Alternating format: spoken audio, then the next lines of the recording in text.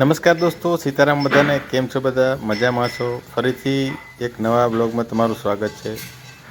તો દોસ્તો, આજે બનાવવાના છીએ અમે ચટણી, લાલ મરચાં, ટમેટાં આની મિક્સ એક ચટણી આજે બનાવવાના છીએ. તો લાલ મરચાં જોઈ શકો છો તમે અહીંયા પડેલા છે, બરાબર.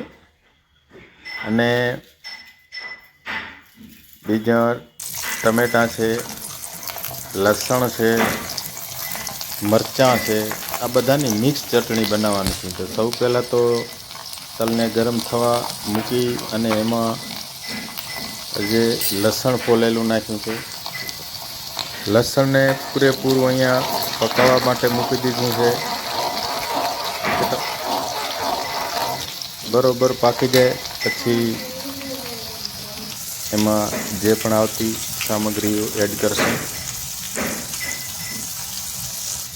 લસણને કરીઓ પાકી પછી હવે એમાં ટમાટાને મોટા મોટા પીસમાં એડ કરીશું અને એકદમ બરાબર રીતે આને મિક્સ કરી નાખશું. વિડીયો પૂરો જોજો, બહુ જ મજા આવશે. ચટાકેદાર ચટણી આજે અલગ ટાઈપની બનવાની છે દોસ્તો, કેમ કે મરચાંની ચટણી તો તમે જોઈ હશે, પણ આ એક અલગ સ્ટાઇલથી આમાં સ્વાદ અનુસાર મીઠું પણ નાખવામાં આવ્યું છે. તમે જોઈ શકો છો આમાં એને પણ સરખી રીતે એકદમ હલાવી નાખશું.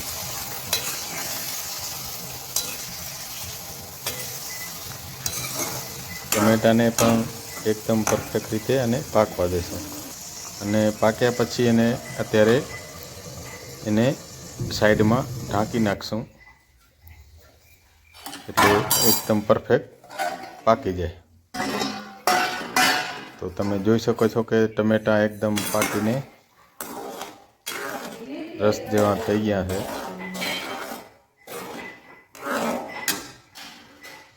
જોઈ શકો છો તમે. હવે એને મિક્સરથી આને ગ્રાઇન્ડ કરીશું. એમાં મરચાં નાખશું, બરાબર, અને એકદમ આને પીસી નાખશું. તો કંઈક આવી રીતની ચટણી બની જશે, તમે જોઈ શકો છો વિડીયોમાં. અને હવે એને આપણે પકાવશું એકદમ સરખી રીતે.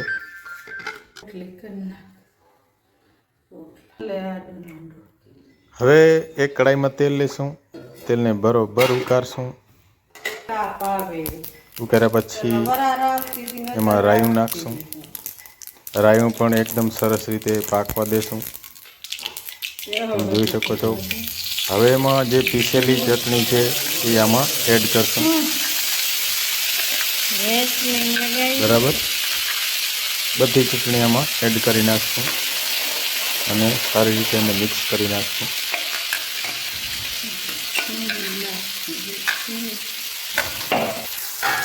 તમે જોઈ શકો છો કે બધી ચટણી આમાં એડ કરી નાખી છે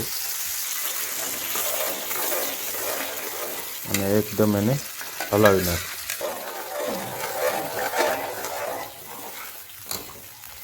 તો તમે જોઈ શકો છો ચટણી એકદમ ટેસ્ટી અને બાકા જીકી બોલે ને એવી બનવાની છે.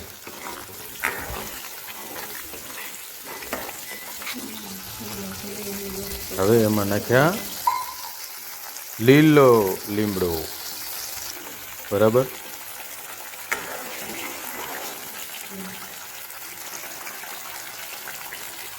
મરચાં પાવડર બિલકુલ નાખવાનું નથી. તો આ ચટણી થઈ ગઈ આપણી બિલકુલ રેડી અને બાકા જીકી બોલાવવા માટે એકદમ તૈયાર થઈ ગઈ છે. તો આવી રીતે તમે પણ ચટણી બનાવી શકો છો. ખાવામાં બહુ ટેસ્ટી અને બહુ મજા આવે છે. અમે પણ આમાં બનાવી છે. તો આજના વિડીયોમાં આટલું જ હતું. ધન્યવાદ. Thank you.